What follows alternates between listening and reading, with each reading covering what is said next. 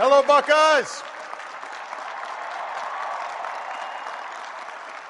OH.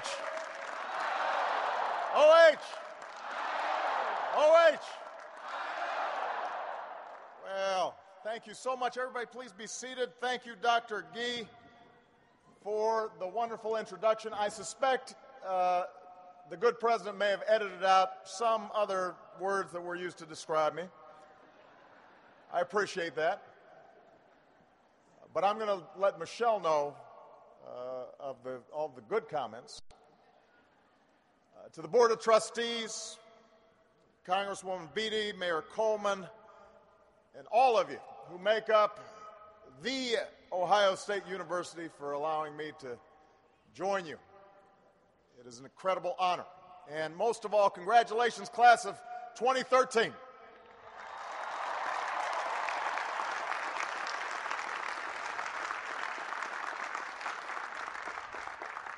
And, of course, congratulations to all the parents, and family, and friends, and faculty. Here in the Horseshoe, this is your day as well.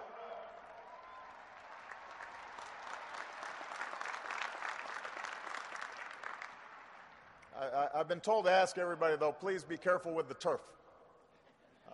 Coach Meyer has big plans for this fall.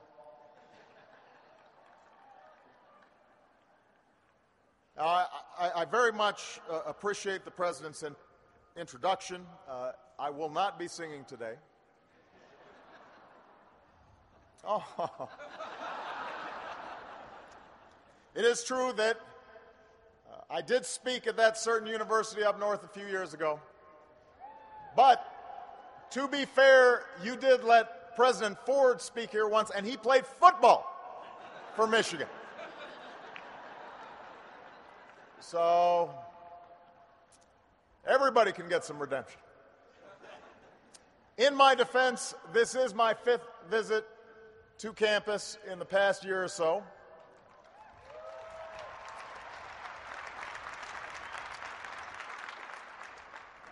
One time I stopped at Sloppy's to grab some lunch. Many of you, it's Sloopy's, I know. It's Sunday and I'm coming off a foreign trip.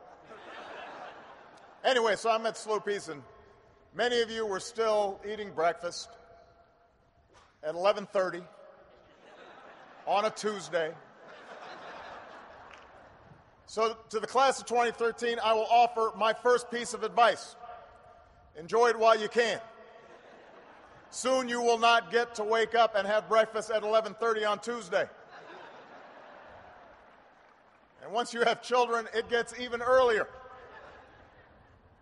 But, class of 2013, your path to this moment has wound you through years of breathtaking change. You were born as freedom forced its way through a wall in Berlin, tore down an iron curtain across Europe. You were educated in an era of instant information that put the world's accumulated knowledge at your fingertips. And you came of age as terror touched our shores, and a historic recession spread across the nation, and a new generation signed up to go to war. So you've been tested, and you've been tempered by events that your parents and I never imagined we'd see when we sat where you sit. And yet, despite all this, or perhaps because of it, yours has become a generation possessed with that most American of ideas, that people who love their country can change it for the better. For all the turmoil, for all the times you've been let down or frustrated at the hands that you've been dealt, what I have seen, what we have witnessed from your generation, is that perennial, quintessentially American value of optimism, altruism, empathy, tolerance, a sense of community, a sense of service, all of which makes me optimistic for our future. Consider that today, 50 ROTC cadets in your graduating class will become commissioned officers in the Army, Navy, Air Force, and Marines.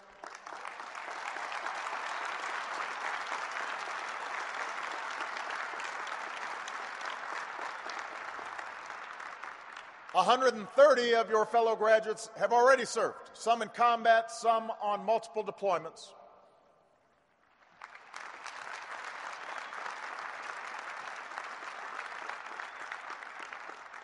Of the 98 veterans earning bachelor's degrees today, 20 are graduating with honors, and at least one kept serving his fellow veterans when he came home by starting up a campus organization called Vets for Vets. And as your Commander-in-Chief, I could not be prouder of all of you.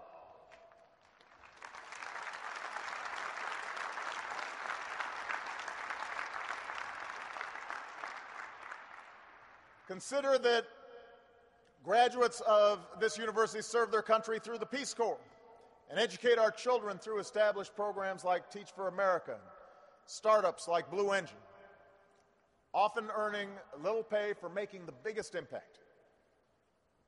Some of you have already launched startup companies of your own, and I suspect that those of you who pursue more education or climb the corporate ladder or enter the arts or science or journalism, you will still choose a cause that you care about in your life, and you will fight like heck to realize your vision.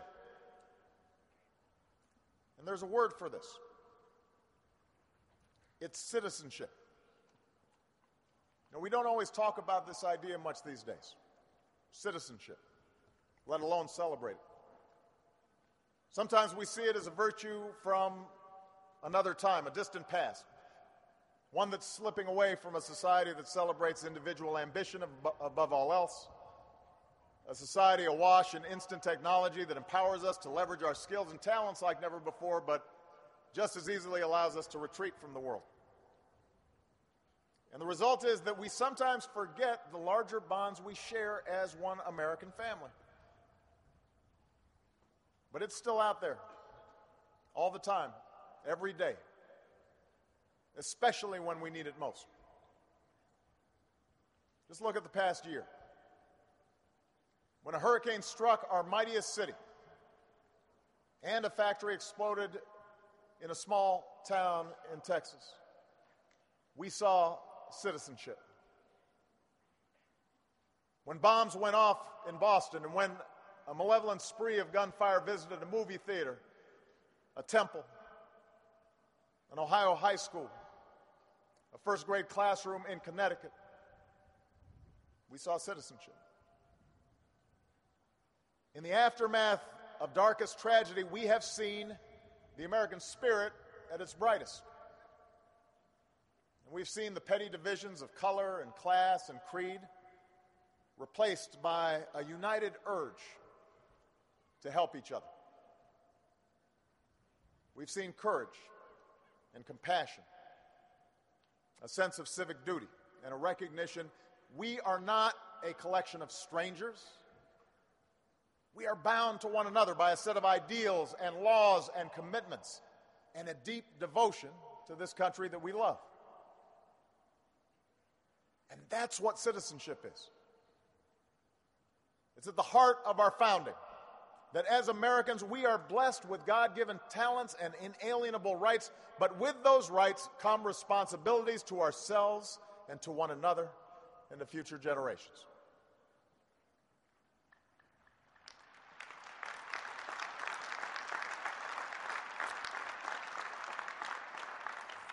Now, if we're being honest with ourselves, as you've studied and worked and served to become good citizens, the fact is that all too often the institutions that give structure to our society have at times betrayed your trust. In the run-up to the financial crisis, too many on Wall Street forgot that their obligations don't end with what's happening with their shares. In entertainment and in the media, ratings and shock value often trump news and storytelling. In Washington, well, this is a joyous occasion, so let me put it charitably. I think it's fair to say our democracy isn't working as well as we know it can. It could do better.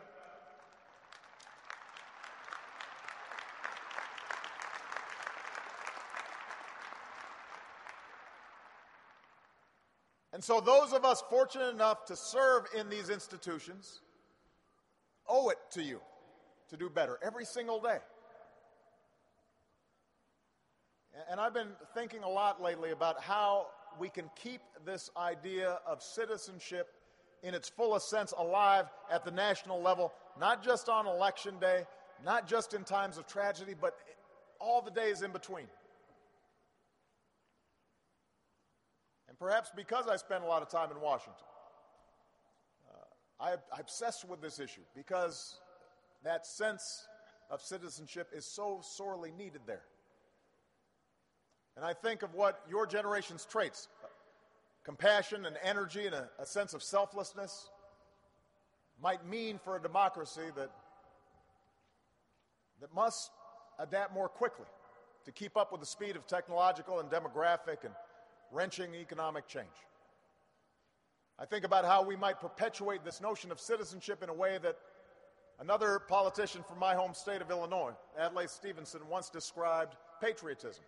Not as short, frenzied outbursts of emotion, but the tranquil and steady dedication of a lifetime. That's what patriotism is. That's what citizenship is.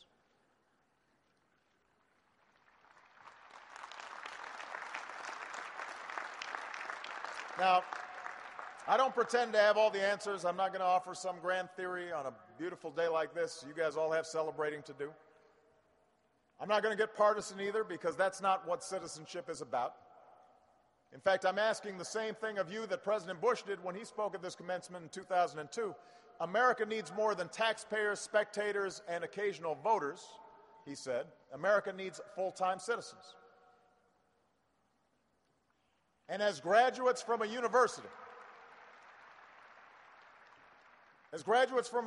whose motto is education for citizenship, I know all of you get that this is what you've signed up for. It's what your country expects of you. So briefly, I'll ask for two things from the class of 2013: to participate and to persevere. After all, your democracy does not function without your active participation. At a bare minimum, that means voting eagerly and often, not having somebody drag you to it at 11:30 when you're having breakfast. It means knowing who's been elected to make decisions on your behalf and what they believe in and whether or not they delivered on what they said they would.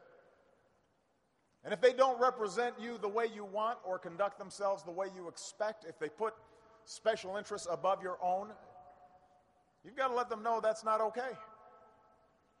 And if they let you down often enough, there's a built-in day in November where you can really let them know it's not okay.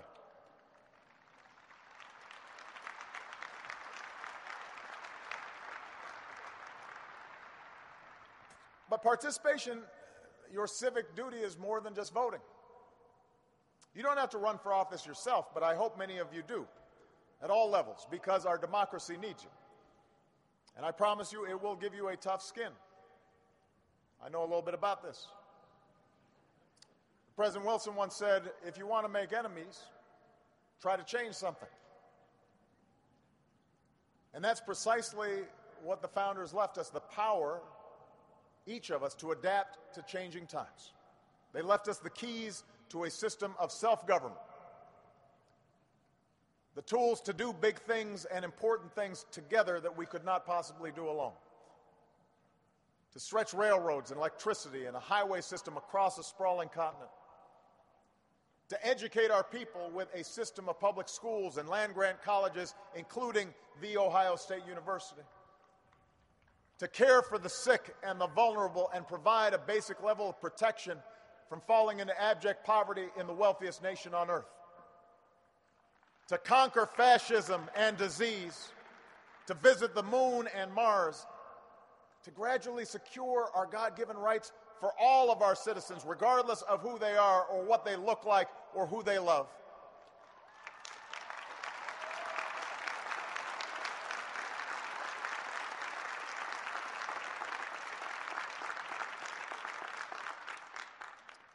We, the people, chose to do these things together because we know this country cannot accomplish great things if we pursue nothing greater than our own individual ambition.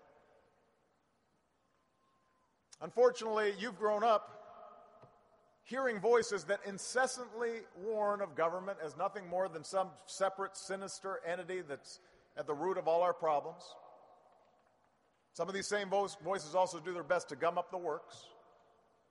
They'll warn that tyranny is always lurking just around the corner.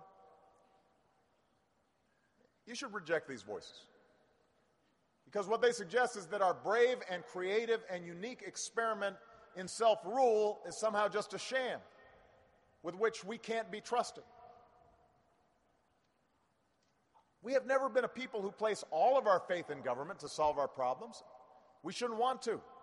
But we don't think the government is the source of all our problems either, because we understand that this democracy is ours. And as citizens, we understand that it's not about what America can do for us, it's about what can be done by us together through the hard and frustrating but absolutely necessary work of self-government. And class of 2013, you have to be involved in that process.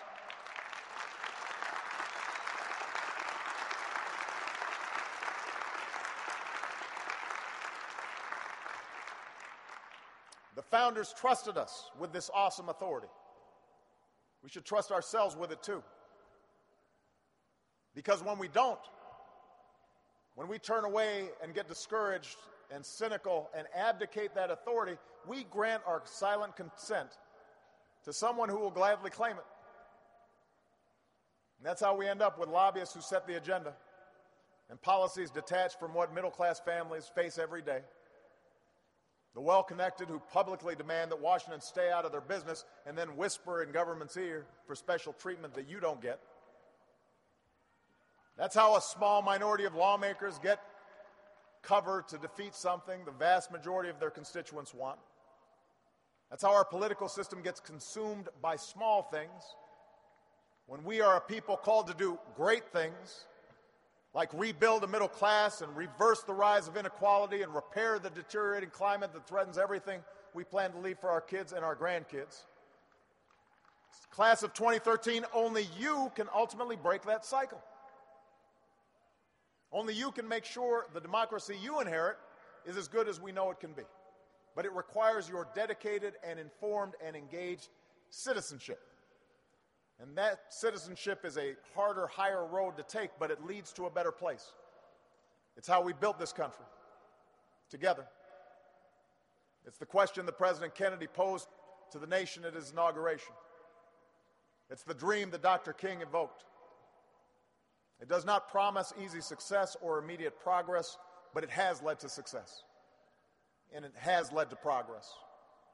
And it has to continue with you. Which brings me to the second thing I ask of all of you. I ask that you persevere. Whether you start a business or run for office or devote yourself to alleviating poverty or hunger, please remember that nothing worth doing happens overnight. A British inventor named Dyson went through more than 5,000 prototypes before getting that first really fancy vacuum cleaner just right. We remember Michael Jordan's 6 championships. We don't remember his nearly 15,000 missed shots. As for me, I lost my first race for Congress, and look at me now. I'm an honorary graduate of The Ohio State University.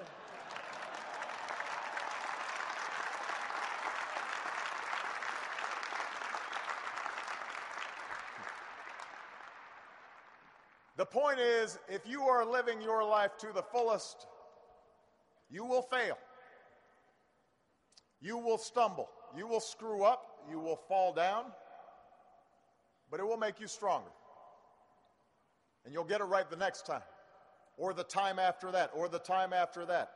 And that is not only true for your personal pursuits, but it's also true for the broader causes that you believe in as well. So you can't give up your passion if things don't work right away. You can't lose heart or grow cynical if there are twists and turns on your journey. The cynics may be the loudest voices, but I promise you, they will accomplish the least. It's those folks who stay at it, those who do the long, hard, committed work of change that gradually push this country in the right direction and make the most lasting difference. So whenever you feel that creeping cynicism, whenever you hear those voices saying you can't do it, you can't make a difference, whenever somebody tells you to set your sights lower, the trajectory of this great nation should give you hope. What generations have done before you should give you hope. Because it was young people just like you who marched and mobilized and stood up and sat in to secure women's rights and voting rights and workers' rights and gay rights, often at incredible odds, often at great danger, often over the course of years, sometimes over the tranquil and steady dedication of a lifetime, and they never got acknowledged for it, but they made a difference.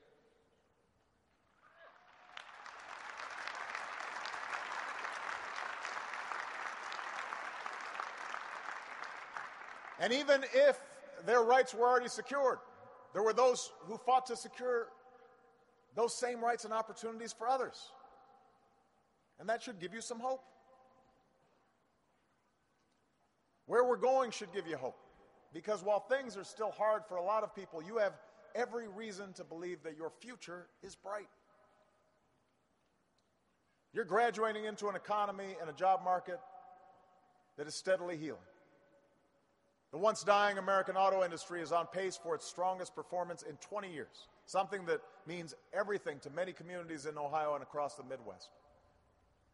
Huge strides in domestic energy, driven in part by research at universities like this one, have us on track to secure our own energy future. Incredible advances in information and technology, spurred largely by the risk takers of your generation, have the potential to change the way we do almost everything. There is not another country on earth that would not gladly change places with the United States of America. And that will be true for your generation just as it was true for previous generations. So you've got a lot to look forward to, but if there's one certainty about the decade ahead, it's that things will be uncertain. Change will be a constant, just as it has been throughout our history. And yes, we still face many important challenges. Some will require technological breakthroughs or new policy insights. But more than anything, what we will need is political will to harness the ingenuity of your generation and encourage and inspire the hard work of dedicated citizens, to repair the middle class, to give more families a fair shake, to reject a country in which only a lucky few prosper because that's antithetical to our ideals and our democracy. All of this is going to happen if you are involved, because it takes dogged determination. The dogged determination of our citizens. To educate more children at a younger age, and to reform our high schools for a new time, and to give more young people the chance to earn the kind of education that you did at The Ohio State University, and to make it more affordable so that young people don't leave with a mountain of debt. That will take the care and concern of citizens like you.